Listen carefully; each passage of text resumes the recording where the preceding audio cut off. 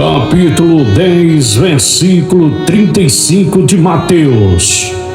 Porque eu vim por indisseções, o homem contra seu pai, e a filha contra sua mãe, e a nora contra sua sogra. E assim os inimigos do homem serão os seus familiares. Papai, o senhor está batendo na minha mãe. Não faça isso não com ela. Socorro! Jesus, tenha de misericórdia da minha mãe.